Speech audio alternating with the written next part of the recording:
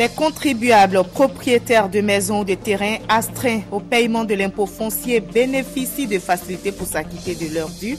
Le gouvernement vient de prendre des mesures d'allègement. Nous en parlerons dans cette édition.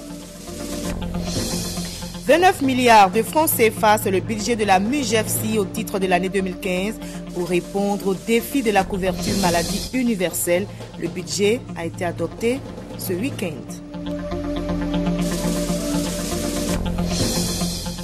Comment faire face au nombre accru d'étudiants entrant dans les universités? Le ministère de l'Enseignement supérieur et de la Recherche scientifique veut recourir à la formation à distance. Une convention vient d'être signée en France avec l'Agence universitaire de la francophonie.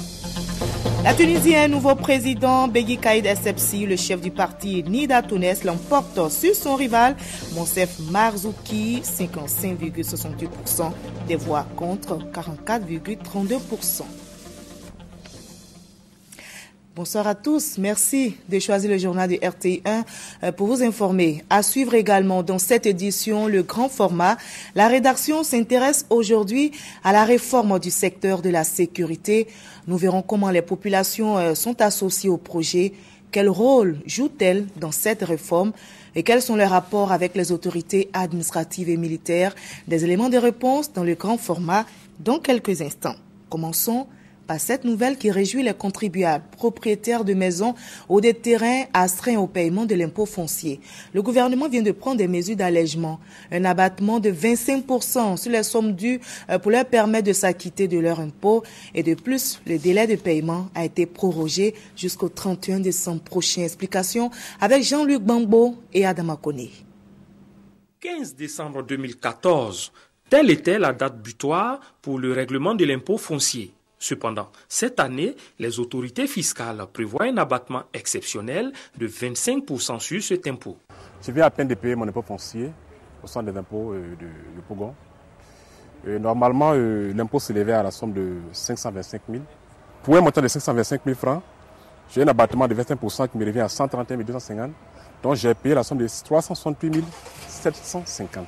J'ai bénéficié de 25% de réduction. Je devais payer 400 000 francs comme impôt, j'ai payé 300 000 francs. C'est-à-dire que j'ai eu une réduction de 100 000 francs. Mieux, l'échéance du 15 décembre a été reportée au 31 décembre 2014. Cet abattement est un cadeau que l'État de Côte d'Ivoire consent à l'endroit des contribuables. Et cet abattement coûte 5 milliards à l'État de Côte d'Ivoire. C'est dire que c'est un cadeau fiscal important. Il est bon que chaque Ivoirien le sache, se l'approprie. Pour bénéficier de cette mesure spéciale, les propriétaires de maisons, de terrains bâtis ou de terrains nus devront payer leur impôt foncier avant la fin de l'année. Il ne reste donc qu'une semaine aux retardataires pour s'acquitter de leur impôt et bénéficier de cet abattement. Vu l'affluence et le nombre de personnes, il est important d'aller maintenant. Parce que si, pour une raison ou une autre, vous allez à la fin de l'année, c'est-à-dire dans la période du 29 et du 30, l'affluence sera telle que les collaborateurs n'auront pas le temps de vous saisir, de vous prendre en compte pour 2014. Très rapidement, vous allez vous retrouver en 2015. Et là, ça devient plus compliqué parce que vous perdez la mesure exceptionnelle et vous vous attendez à des pénalités, à des majorations. En plus de ces majorations, pour une maison ou un terrain non déclaré à l'autorité fiscale, le propriétaire s'expose à des sanctions. Une peine de prison allant de 1 mois à 2 ans ferme, avec une amende de 500 000 à 30 millions de francs CFA. Nous partons à présent à Korogo où la direction générale de la douane est en tournée.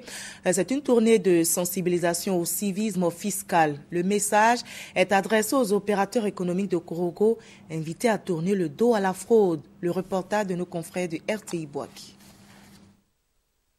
Les douanes ivoiriennes font de la sensibilisation le meilleur credo pour faire face à la fraude fiscale qui ronge l'économie ivoirienne. Une tournée est initiée dans plusieurs villes du pays. À Korogo, la rencontre entre douaniers et opérateurs économiques s'est faite en présence du préfet de région. Des échanges ont permis aux douanes ivoiriennes d'inviter la classe commerciale de Korogo à faire barrière à la fraude fiscale. Notre constat est que notre administration n'est pas suffisamment connue. Ces procédures, en tout cas, sont perçues comme étant très complexes et il était bon pour nous de venir rencontrer les populations, en tout cas pour nous faire connaître davantage et leur expliquer ces procédures. Les commerçants sont prêts à jouer leur partition tout en demandant au gouvernement de soutenir leur corporation. Nous pensons que ces préoccupations ont été satisfaites dans la mesure où on nous a donné beaucoup d'informations sur la douane que nous ne savons pas. Il faut que l'État de Côte d'Ivoire pense à nous les jeunes du Nord, qui n'avons que pour activité le commerce. Je pense qu'à partir de cette réunion, alors je me fais fort de comprendre que la douane n'est pas l'ennemi du citoyen, mais plutôt son ami, puisqu'elle nous protège en tant que consommateurs. Les médias locaux sont également sollicités par les douanes ivoiriennes pour cette campagne de sensibilisation au civisme fiscal. Ils étaient en mission de prospection du 19 au 21 décembre dans la région des Grands Ponts. Ce sont des opérateurs économiques chinois. Ils sont allés voir avec les élus locaux les opportunités d'investissement dans les localités de Grand Laou, Dabou et Jacquesville. Le reportage de Jean-Luc Bangbo est commenté pour vous par Jean-Jacques Kwame. C'est par la commune de Jacquesville que la mission de prospection du groupe chinois Sino Hydro dimanche dernier. Comme à Grand Laou et à Dabou où elle a séjourné, la délégation s'est penchée sur les opportunités d'investissement qu'offre la commune. Le premier projet que nous avons porté à leur connaissance et qui préoccupe les populations de Jacquesville, c'est la création d'une ville nouvelle. Nous avons dégagé 300-400 hectares de terrain. Nous leur avons aussi expliqué que Jacquesville, qui sera désenclavée à partir du mois de mars par le pont qui nous sera livré, doit abriter aussi des complexes hôteliers. Au-delà de Jacquesville, c'est toute la région des Grands Ponts qui espère voir ses besoins d'investissement réalisés par le groupe chinois. Sur Grand Laou, nous travaillons sur un port de pêche avec leur groupe. On va faire les études de faisabilité. Sur Dabou, on a le projet de port sec à Kragio. Sur Jacquesville, on est venu échanger avec le maire pour avoir sa vision. Il nous a parlé de villes nouvelles et de différents projets. En Côte d'Ivoire, le groupe Sino Hydro est déjà en charge de la construction du barrage de Soubré. Son passage dans la région des Grands Ponts a surtout été marqué par la signature d'une convention pour la réalisation du port de pêche des Grands Laou, un ouvrage dont le coût est estimé à 42 milliards de francs CFA. Comment aider les États déficitaires de l'UEMOA à aller vers la sécurité alimentaire et comment favoriser une meilleure gestion des ressources nutritionnelles dans cet espace? Ces questions préoccupent les ministres de l'Agriculture et de l'Élevage de l'UEMOA. Ils viennent justement de tenir une rencontre à Niamey, c'est au Niger, pour trouver des réponses. Récit signé Serge Koléa. Au cours de cette réunion, les ministres de l'Agriculture et de l'Élevage ont analysé la situation agricole et alimentaire dans l'espace UEMOA. L'on retient que la sécurité alimentaire et nutritionnelle reste préoccupante. Les participants ont jeté un regard critique sur l'état de mise en œuvre des engagements pris par chaque pays pour une meilleure gestion de la sécurité alimentaire et nutritionnelle. La délégation ivoirienne était conduite par le ministre des Ressources animales et halieutiques. Nous avons besoin aujourd'hui de développer certains secteurs qui ont été pris en compte par les recommandations, à savoir la production aquacole. Vous savez, c'est vrai, nous bénéficions d'un espace maritime, mais aujourd'hui, en raison des surpêches et des pêches illicites qui sont perpétrées dans nos eaux, nous devons nous tourner vers d'autres voies. Les recommandations faites par les experts portent entre autres sur l'élaboration d'un plan en vue de prendre en charge les populations en insécurité ou en déficit alimentaire. Il faudra également favoriser une fluidité des échanges en matière de produits agro-pastoraux et halieutiques. Mahamadou Issoufou a promis que les chefs d'État de la Commission sécurité alimentaire de l'espace UEMOA se pencheront sur les recommandations en mars 2015 à Niamey.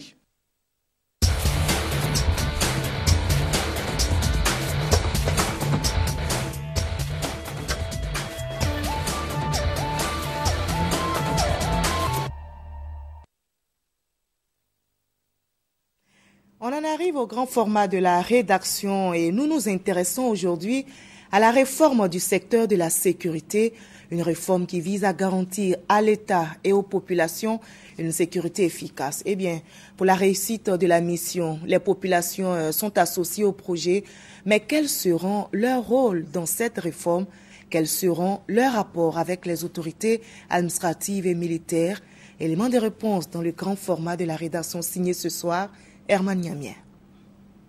La réforme du secteur de la sécurité en Côte d'Ivoire, c'est l'ensemble des mesures prises par l'autorité politique en vue de transformer les acteurs et les institutions en charge de la sécurité en redéfinissant leur rôle, leurs responsabilités, leurs actions et leur place dans le pays afin qu'ils agissent dans un cadre respectant les normes démocratiques et les principes de bonne gouvernance. La réforme du secteur de la sécurité n'est pas uniquement une question de désarmement ou de réduction de la taille de l'armée, mais la réforme de la sécurité dans un sens plus large. Sécurité militaire, sécurité alimentaire, sécurité au niveau de la santé, au niveau de l'environnement. Bref, la sécurité de chaque être humain vivant dans la société. C'est une vision nouvelle qui a été impulsée par le président de la République, qui a été donc mise en forme dans une stratégie nationale. Et c'est cette stratégie nationale de réforme du secteur de la sécurité qui est mise en œuvre. Pour réussir le pari, les autorités décident d'associer les populations. Chaque région du pays sera donc dotée d'un comité sectoriel de la réforme du secteur de la sécurité, dénommé RSS. Pour ce lancement, 2 régions ont été choisies. La région de l'Indénié-Djoablin avec pour capitale à Bangourou et la région de Lamé avec Adzopé. Ces 2 régions ont déjà élaboré leur plan d'action. À Bangourou, 46 personnes composent le comité régional de la RSS, dans le corps préfectoral, des élus, des dignitaires religieux et chefs traditionnels, des éléments des forces de sécurité et paramilitaires, des représentants d'associations de jeunes et de femmes, des directeurs et chefs de service. Dans un premier temps, nous allons faire une formation, d'abord au niveau des membres du corps préfectoral, et puis ensuite au niveau des élus, et puis au niveau de tous les membres du comité, pour que nous soyons au même niveau d'information. À partir de là, maintenant, nous allons faire des réunions et puis nous allons redéfinir le plan d'action pour voir sa budgétisation et puis le programmer dans le temps. C'est le conseiller technique du ministre d'État, ministre de l'Intérieur et de la Sécurité, chargé du développement local, qui a installé ce comité régional. Lazare Dagodjaï est revenu sur la nécessité pour les populations de faire en sorte que les résultats escomptés soient obtenus. Les élus locaux ont beaucoup à faire dans le cadre de la construction de la sécurité au niveau local. Ils doivent faire en sorte que des stratégies de prévention de l'insécurité soient mises en place dans nos collectivités. Ils doivent faire en sorte que toutes les populations soient engagées dans la lutte contre l'insécurité. Parce qu'aujourd'hui, il faut comprendre que la sécurité est un service qu'il faut rendre à la population. De même que le maire construit l'école, de même qu'il construit l'infirmerie, le maire doit construire la sécurité dans sa commune. À Adzopé, le comité régional comprend 37 membres. Les populations et le préfet de région, président du comité régional de la RSS, ont assuré à la délégation du Conseil national de la sécurité leur ferme détermination à faire en sorte que la vision du chef de l'État soit réalisée. Nous avons un plan d'action qui met l'accent sur les préoccupations des jeunes.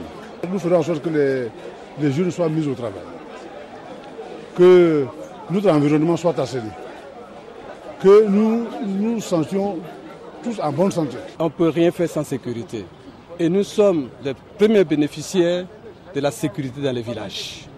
Donc un chef qui peut se mettre en marge de ce qui se passe, c'est qu'il n'est pas un vrai chef. Et tant que femmes, c'est nous qui restons à la maison. Quand les hommes vont au travail chercher de l'argent pour venir nourrir la famille, c'est nous. Et nous avons l'œil sur beaucoup de choses à la maison que les hommes. Nous sommes tellement attentionnés et tant que d'abord une mère, donc vraiment moi je pense que les femmes, elles ont beaucoup apporté à cette sécurité. Les membres du comité sectoriel de la RSS sont des bénévoles. Toutefois, les frais engagés dans le cadre des activités et missions sont pris en charge par le budget alloué au comité. L'État jouera sa part, les partenaires, mais les élus eux-mêmes joueront leur part. Parce qu'il ne faudrait pas qu'ils attendent que tout vienne aussi de l'État. Non, les élus devront mettre en place une politique de mobilisation aussi de ressources pour faire face à certains besoins. Après les régions de l'Indénié, du Hablin et de la Mé, les comités sectoriels de la réforme du secteur de la sécurité des autres régions du pays seront installés à leur tour. L'un des objectifs de ce projet est de transformer l'idée de répression prêtée aux forces de défense et de sécurité en une fonction à plusieurs niveaux: l'assistance, la protection, l'accompagnement et le conseil des populations. Voilà, Hamza Diaby et Herman Niami ont réalisé ce grand format proposé par le service politique et actualité internationale de la rédaction. Comment faire face au nombre accru d'étudiants entrant dans les universités? Le ministère de l'Enseignement supérieur et de la Recherche scientifique veut recourir à la formation à distance. Le ministère, à l'appui de l'Agence universitaire de la francophonie, une convention vient d'être signée en France entre les deux parties. Paris, place de la Sorbonne. L'Agence universitaire de la francophonie accueille une mission ivoirienne. Elle est conduite par le ministre de l'Enseignement supérieur et de la Recherche scientifique. L'AEF et la Côte d'Ivoire veulent intensifier leur coopération dans le domaine de l'enseignement supérieur et de la recherche scientifique. Une convention est donc signée entre les deux parties. L'Agence universitaire de la francophonie va apporter son appui dans le déploiement des technologies de l'information et de la communication pour l'éducation dans le système d'enseignement supérieur de la Côte d'Ivoire. Il faut que le numérique soit un outil pédagogique qui permet aux étudiants, depuis par exemple le campus numérique francophone installé à l'université d'Abidjan, ou depuis chez eux, ou depuis d'autres endroits, de suivre des cours, d'accéder au savoir et ensuite de venir à l'université pour dialoguer avec l'enseignant. Mise à disposition de formations diplômantes en ligne, soutien à des projets de recherche. Les retombées sont importantes pour les étudiants, enseignants et chercheurs. Le numérique va nous permettre d'améliorer la qualité de notre formation. Parce que désormais, les étudiants auront les cours du semestre avant de rencontrer le professeur pour essayer de répondre aux questions résiduelles qui existent encore quand l'étudiant n'a pas compris. Les deux parties, la Côte d'Ivoire et l'AEF, affichent leur détermination à faire face au nombre accru d'étudiants entrant dans les cycles d'enseignement supérieur. Et l'une des solutions reste pour elles la formation à distance. Et en Côte d'Ivoire, le ministère de l'Éducation nationale et de l'enseignement technique s'active aussi.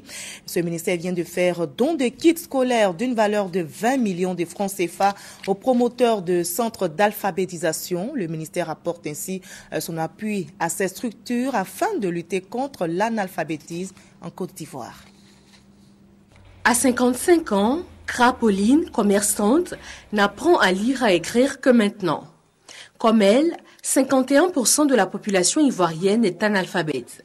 Un taux très élevé que le ministère de l'Éducation nationale entend ramener à 35% d'ici à 2020. Pour relever ce challenge, la direction de l'alphabétisation et de l'éducation non formelle offre 400 kits scolaires d'une valeur de 20 millions de francs CFA à des centres d'alphabétisation. La cérémonie de ce jour répond à un double intérêt pour nous. Encourager les promoteurs qui font un excellent travail sur le terrain, qui aident l'État de Côte d'Ivoire à ne laisser personne en marge, qui œuvrent nuit et jour à ce que des personnes qui n'ont pas eu la chance d'aller à l'école puissent accéder à la connaissance. Ces kits d'alphabétisation sont reçus avec beaucoup de soulagement par les bénéficiaires. Nous recevons souvent des apprenants qui viennent sans un cahier, rien à la main, disant qu'ils n'ont pas de moyens. Mais si nous avons des kits contenant des cahiers, la craie, des rames, ça peut nous aider vraiment à travailler sur le terrain. Savoir lire et écrire, un gage de développement pour toute société, et ce ne sont pas ces apprenants qui diront le contraire. Le reportage de Guillaume Zéré était commenté pour vous par Fatou Fofana. 29 milliards de francs CFA, c'est le budget de la MUGEFSI au titre de l'année 2015 pour répondre aux défis de la couverture maladie universelle. Le budget a été adopté ce week-end. La Mutuelle générale des fonctionnaires et agents de l'État compte ainsi étendre son champ d'action en 2015 pour le bien-être des populations, nous explique Doua Delazer.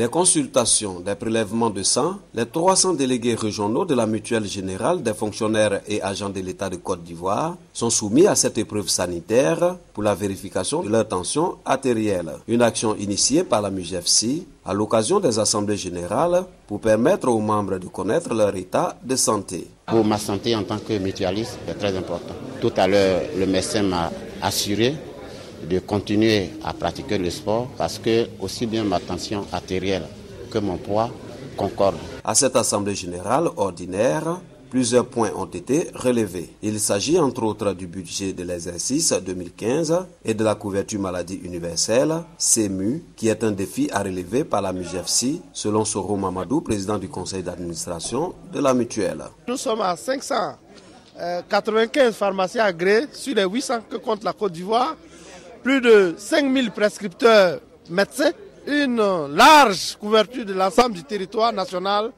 et au 1er janvier, l'interconnexion va être établie avec toutes nos délégations afin que les services soient déconcentrés pour que les cartes et bien d'autres services soient édités dans les régions pour que les mutualistes n'aient plus à se déplacer. L'Assemblée générale a décidé qu'effectivement on devienne un organisme de gestion délégué de la couverture maladie universelle, endossant ainsi la Constitution et endossant ainsi la loi sur la couverture maladie universelle. Un budget annuel de plus de 29 milliards de francs CFA contre 23 milliards en 2014 a été adopté pour le renforcement des outils de gestion, l'extension du réseau de soins et des prestataires médicaux sur l'étendue du territoire national en vue de permettre à tous les adhérents de bénéficier des prestations de la mutuelle dans les meilleures conditions. Et parlons à présent d'une autre lutte, c'est la lutte contre le chômage. La mairie de Port-Bouët justement s'engage dans cette lutte. Elle vient d'offrir 10 000 bons de permis de conduire à la jeunesse de la commune. 10 000 jeunes de la commune de Port-Bouët ont reçu des bons de permis de conduire de la part de la mairie de cette commune. Pour Konati Ibrahim, conseiller municipal chargé du transport, il s'agit à travers ce geste de la municipalité d'aider la jeunesse de cette commune à se prendre en charge. Il n'y a pas d'exception, il n'y a pas de parti politique. C'est pour la commune de Port-Bouët. Il faut insérer le maximum des jeunes. Quant au conseiller municipal chargé de la jeunesse, de l'emploi et du sport, par ailleurs initiateur du projet, il invite les bénéficiaires à en faire bon usage. Une action de haute portée sociale appréciée par les bénéficiaires. Depuis 2011, j'ai fini ma maîtrise, je cours derrière le permis. L'occasion ne s'est pas encore présentée. Aujourd'hui, j'ai un bon de permis, je vais faire mon inscription, je vais grouiller, lutter jusqu'à ce que dans moins de 1 mois et demi, 2 mois, j'ai mon permis parce que j'en ai besoin. Après la remise de ces bons de permis de conduire, plusieurs autres projets sont en cours selon les responsables de la municipalité de Port-Bouët. Objectif, lutter contre le chômage des jeunes de cette commune. Du mardi 23 décembre 2014 au 23 janvier 2015, une exposition sera organisée par la radio-diffusion télévision ivoirienne. C'est une exposition pour présenter les différents ponts réalisés en Côte d'Ivoire. Et vous savez, le dernier réalisé est le pont Henri Konan Bédié qui a été inauguré le 16 décembre dernier. Le reportage de Franck Quadio. La cour de la RTI envahie de ponts datant d'avant les indépendances. Jour 1 avant l'exposition initiée par la RTI sur les ponts construits en Côte d'Ivoire de la période coloniale à nos jours. Nous venons d'inaugurer le pont HKB, qui est un pont moderne, mais les Ivoiriens ne connaissent pas forcément les autres ponts qui ont été bâtis depuis le commencement du développement de la Côte d'Ivoire. Donc la RTI, qui est la mémoire de la Côte d'Ivoire, saisit cette opportunité pour raconter une histoire, présenter aux habitants de la Côte d'Ivoire les ponts qui ont existé. Une exposition gratuite réservée à tout public. Le pont flottant datant de 1931, les ponts en béton, le pont Henri Konan Bédié, des images fortes pour mieux instruire sur l'histoire du développement de la Côte d'Ivoire. Les visiteurs devront s'attendre à des images d'un photographe qui s'appelle Louis Normand, qui a été le photographe d'Oufoué-Boigny. Nous avons un fonds photographique et c'est ces photos-là que nous disposons ici pour l'exposition sur les ponts de Côte d'Ivoire. Et la page pittoresque, un authentique pont de liane venu de la région de Danani. C'est des initiés qui les ont préparés. Ils les ont préparés et nous les avons transportés ici. Même pour les poser, il fallait aussi attendre la nuit. Déjà, pour les transporter, il fallait les transporter la nuit. Et l'installer, le pont, il fallait l'installer la nuit. Ça n'a pas été chose facile. N'eût été certains sacrifices qui ont été faits pour que vraiment les anciens et les génies nous autorisent à pouvoir venir avec ce pont-là ici, en fait. L'émergence en images, la RTI veut s'inscrire dans une dynamique didactique. L'exposition durera 1 mois, cérémonie d'ouverture prévue ce mardi 23 décembre. C'est-à-dire demain, mardi 23 décembre, allez, le public est demandé ici à la Maison de la Télévision. J'ai maintenant une invitée sur ce plateau, il s'agit de Naomi Alafé, dit Tata Naomi pour les enfants, puisque c'est de Noël de 1000 merveilles que vous allez parler maintenant. Exactement. Alors dites-nous, Tata Naomi, ou je dirais Naomi Alafé, qu'est-ce qui va se passer demain au Palais des Sports de Treichville?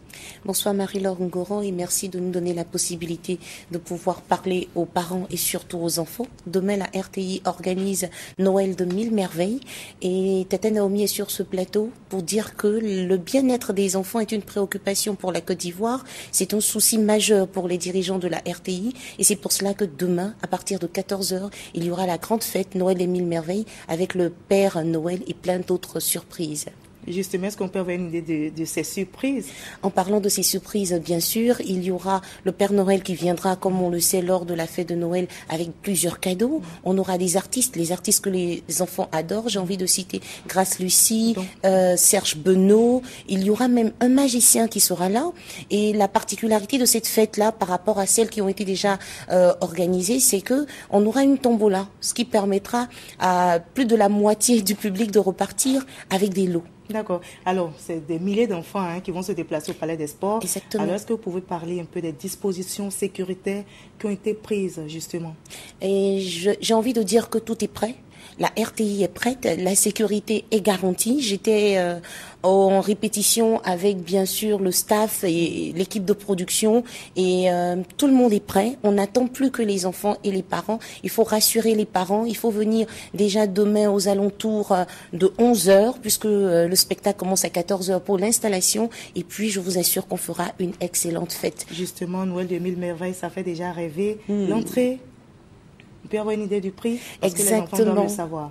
Alors, moi, j'ai envie de dire que c'est un cadeau. Merci aux responsables de la RTI qui permettent aux enfants de Côte d'Ivoire de venir rêver. Parce que quand on perd le rêve, on perd un peu l'espoir. Venez rêver, chers petits amis. Venez rêver, chers parents. Les tickets, il en reste quelques-uns encore. Donc, vous pouvez les avoir au Palais des Sports de Treichville, à la Maison de la Télévision à Cocody, à la radio au plateau, à la direction commerciale et marketing aux 2 plateaux. C'est à 3000 francs seulement. 3000 francs pour repartir avec les bras chargés de cadeaux, avec la tête remplie de féerie. Je pense que c'est gratuit. Venez, on vous attend. Et donc, les enfants ont intérêt à se déplacer demain au Palais des Sports de Treichville pour voir Tata Naomi et Papa le Père Noël. Et le Père Noël. Oui. Merci beaucoup, Naomi Alafé, d'avoir été avec nous sur ce plateau. Voilà, c'est ici que l'on s'arrête pour ce 20h. Retenez qu'à la fin, que demain, enjeux et stratégies dans la planification du développement de la Côte d'Ivoire, c'est le thème de l'émission qui vous sera proposée demain. Donc, je précise, demain, mardi, à 21h sur RTI1, invité le ministre d'État, ministre du Plan et du Développement, Albert Mabry-Touakeus. Merci à vous tous de votre aimable attention. À 23h, vous avez rendez-vous avec Hamza Diaby.